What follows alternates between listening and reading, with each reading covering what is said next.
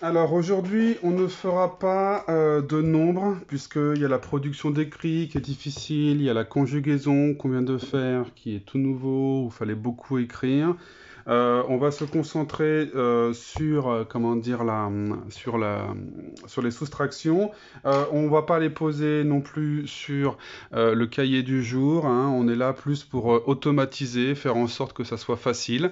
Donc vous pouvez prendre des feuilles comme moi de brouillon, vous pouvez prendre votre cahier de brouillon, vous pouvez prendre votre ardoise si vous le souhaitez.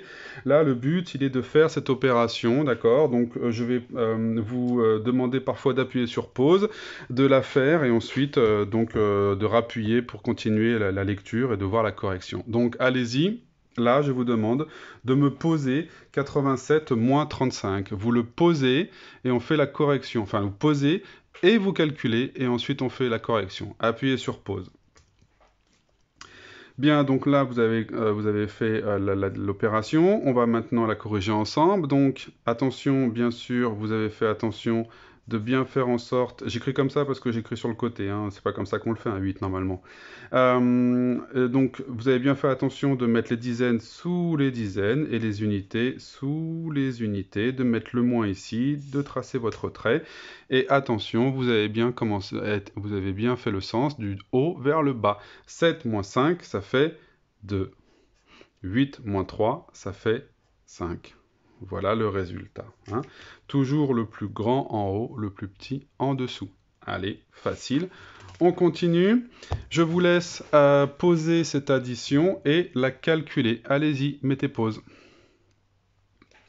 Bien, donc maintenant que vous l'avez calculé, on fait la correction. Donc là, pareil, hein, pas très dur. Il faut juste bien faire attention de mettre cette fois-ci les centaines sous les centaines. Donc ici, ma centaine, elle est là, je la mets ici. Ma dizaine, elle est là. Et mes unités sont là. Je mets mon moins, bien sûr. Je trace mon trait.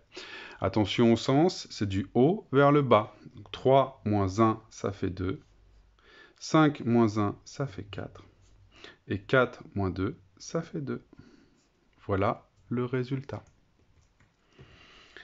Allez, la troisième et la dernière pour la journée. Donc ici, je vous demande de la poser. Hop là, j'ai mal écrit. Je vous demande de la poser et de la calculer. Attention, c'est celle qu'on a déjà vue hier. Petite difficulté, mais j'ai confiance en vous.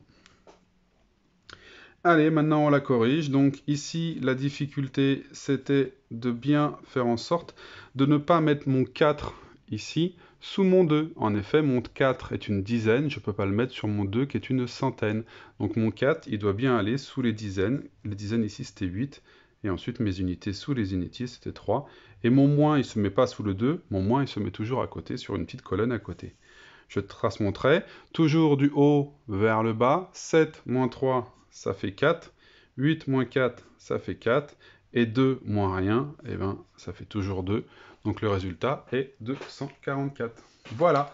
Euh, Si vous avez fait aucune erreur, eh ben, c'est parfait. Vous avez maîtrisé l'opération de la soustraction posée.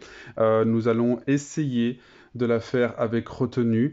Alors, je m'adresse un peu aux parents là.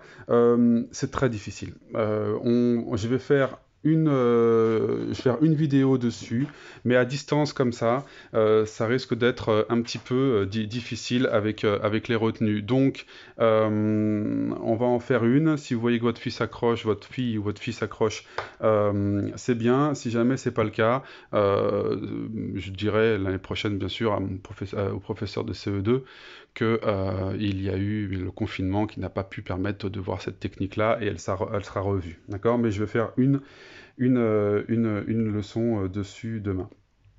Voilà, bon courage.